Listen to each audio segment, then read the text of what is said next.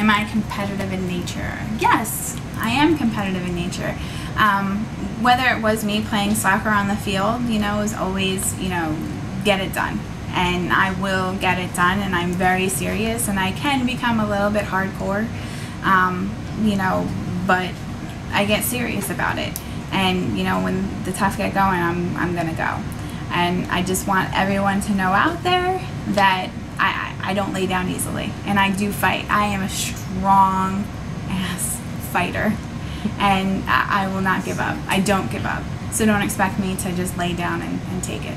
If you're up against other contestants, will you be competitive in order to win the life-changing cash and prizes? Elaborate. How far will you go to win, and how would you play the game? Well, absolutely. I'm going to sit there and compete with people. What do you think? I'm going to sit here and be like, hi, here, just take it. It's not going to happen that way. You know, you do have to get along with people. I mean, but, you know, at the end of the day, it's a competition. So if anybody sit here and they're like, nah, you know, let's all hold hands, they're lying, because it's not a kumbaya time.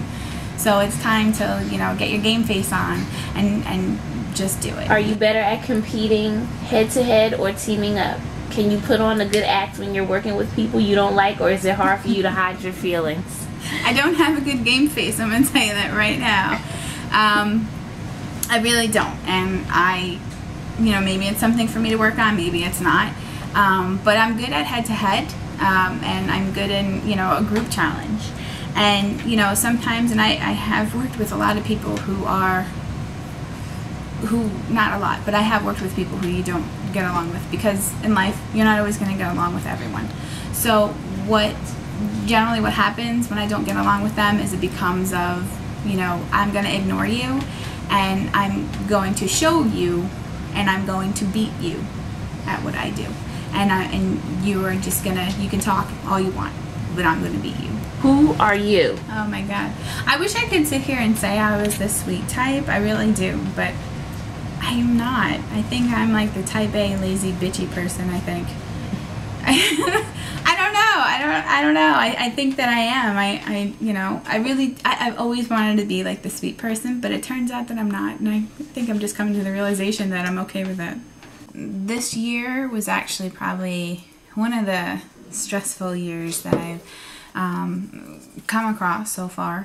I would, you know, if I was sitting here a little while ago, I would have told you, you know, it would have been one of the most stressful times in my life was watching my father pass away of cancer. But that's changed. Last October, my fiance or husband went to the doctor, and they noticed that he was a little anemic, so they sent him for, you know, just a basic colonoscopy, and they're like, nothing is wrong with you. And he's like, oh, he's like, I probably have cancer. And we're all joking, like, you're ridiculous. And wouldn't you know it, that day, at the colonoscopy, they're like, you know, you have colon cancer.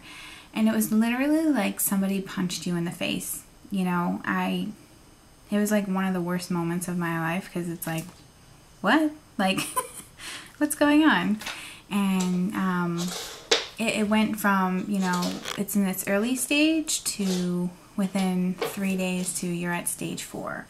And I'll never forget the phone call that he sent me, or the phone call that Chris called me and said, you know, listen, start looking for another boyfriend because I'm done. And I'm like, what are you talking about? And he's like, it spread to the liver. They said it's not good. I'm done. So I left work that day. I don't even know what time it was. And I remember sitting in my car, and I just cried. And I thought to myself, God hates me. Like, he really does, because he wouldn't put the people that I love through this. Like, why? And, you know, I had a friend who really, like, I love her to death, who said, you know, listen, it's probably not God doing this. You have to think of it that way. And then that's when I kind of shifted gears a little. And I remember going home, and I felt like Mick from Rocky, who, you know, Chris was pretty down. He was. And I mean, he's 37. He's going to be 38 in next week. But, you know, he was sitting there like, it's over. I'm done. We won't be able to get married. We won't be able to watch, you know, the our nephews grow up, you know, things like that. And, you know, and I remember holding his face and telling him, it's not over. It's really not over. There's so much that has this world, the technology that we have, there's so much, and we will not stop until someone gives us the right answer, and we will not throw in the towel, and I won't let him throw in the towel, and he has to fight. You know, that was one of the things that my dad didn't do, was he didn't fight, and I made him promise me that, you know, he would fight, and the day that he said no, I would say, okay, that's it. But until then, I wouldn't throw any towel in for him. From that point, you know, I just told him it's just one foot in front of the other. That's what we have to do. And I was just starting a new job, and this was going on. Plus, I was doing the cakes at the same time. So the cakes kind of were my outlet, because I was able to just get away and just be able to just be creative. So he went through that, and then June 3rd, he went in for his surgery, and it was a major surgery. And they removed 40% of his liver and about 1.5 feet of his colon. And it was the longest day of my life ever, because I felt like my heart was on the table, and there was nothing that I can do at that moment, because I couldn't do anything. Our future was in their hands at that moment in time, and you kind of feel helpless, but you know that you have to be there and you have to be strong. And you know, I was surrounded by, you know, family and friends, and all I wanted to do was just be there with him. And when everybody said, you know, he's out of the surgery, you know, you can go home, I didn't want to go home, and I couldn't go home until I saw him and knew that he was okay.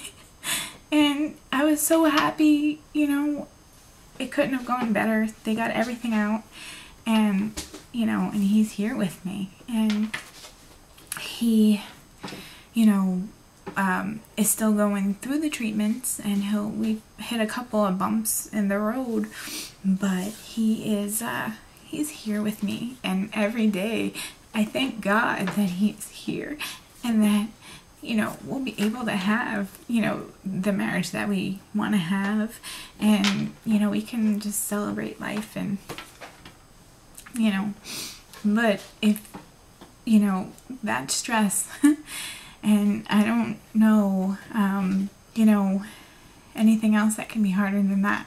So anything else that's pretty much tossed my way, I know that I can deal with it, and I know that, you know, I can fight to get it done. Has baking and decorating ever got you through a hard time? Yes, it's more or less like it's a good creative outlet. There are times where I can spend hours on doing a cake, and just not even realizing it. You know, a couple weekends ago I was doing, I think I had about 3 cakes that I had, and they were actually spread across this table. And, you know, Chris would say to me, what's going on? He's like, is this like another 2 a.m.? And it ended up being like a 6 a.m. And the thing was, I could have easily put the cakes away and came back to them in the morning, but I just got into this zone, and I just kept going, and I kept seeing things like evolve on the cakes, and I just, you know, it wasn't the fact that I was like, oh, I have to get it done. It was just, it's almost like a labor of love, where it's just like, okay, we'll just get this, you know, we'll do this and we'll do this, and I can't even explain the zone. And as I try to explain to him that it doesn't bother me that I'm up until 6 o'clock or 8 o'clock, whatever, I'm okay if I spend, you know, 24 hours awake doing something. I'm okay with that. So, it's just really, you know, a labor of love. It doesn't really bug me. I think anyone that tells you that they don't want to be famous, they're lying to you. If they didn't, if they say no, we just want to do it just because. The truth is, like, if you want to be on the show, yes, I want to break my foot into, well, I want to kick the door open, and let everybody know that I'm here. And I know that I can win this competition, and I know that this could help, and it'll be one of the greatest learning experiences in my life.